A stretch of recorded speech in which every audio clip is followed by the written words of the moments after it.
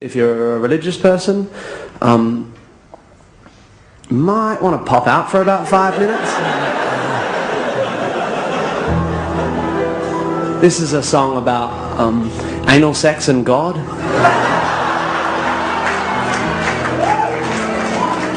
It's called 10-Foot Cock and a Few Hundred Virgins.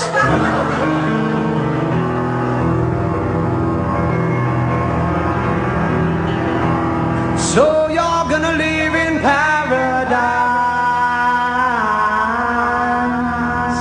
with a 10-foot cock and a few hundred virgins. So you're gonna live in paradise with a 10-foot cock and a few hundred virgins. So you're gonna sacrifice your life for a ride on a UFO. And when the Lord comes down in his shimmering chariot of salvation, you're gonna be the first to know. Oh. And so if God was there from the very beginning, he invented men and women, then he also invented wanking, then he said wanking was sinning. So now if I'm feeling randy, I'm not allowed to hand shandy, but having sex with my family, that is just fucking great. It's all there in Ezekiel 8, just before he opens up his big pearly gate and says that it's a sin to take it up the date, even if it's great, even with your cowboy mate.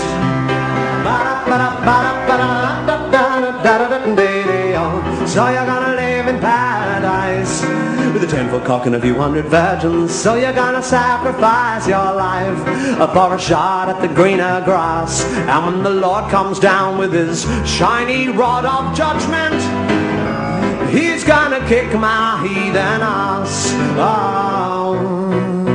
So if you cover the bodies of your women, everybody is grinning because black is so slim, and though it's not great for swimming, but it gives you an erection with the increased sexual tension. What with the UV protection, that is second to none.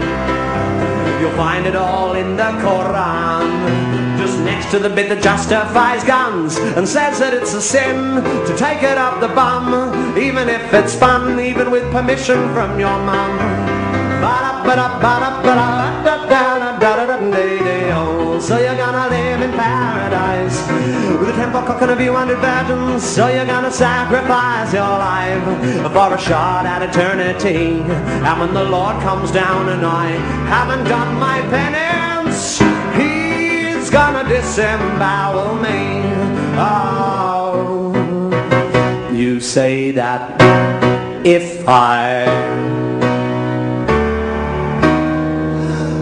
stumbled on a watch, I'd assume it had a watchmaker, that a muffin presupposes a baker, so he must agree sooner or later that this proves there's a creator.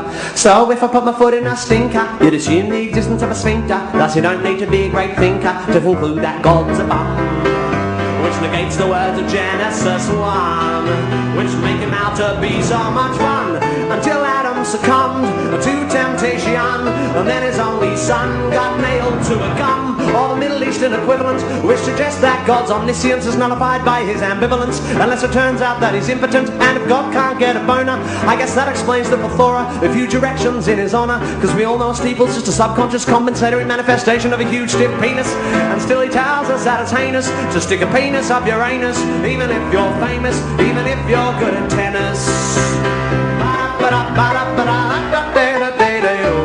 So you're gonna live in paradise with a 10-foot cock and a few hundred virgins. So you're gonna sacrifice your life for a ride on a UFO. And when the Lord comes down with his big, stiff, slippery rod of judgment, oh, I'm gonna be the first to go. He's gonna send me down below. He's gonna whip me like a hoe. Do you really think so? I'm gonna be the first to go.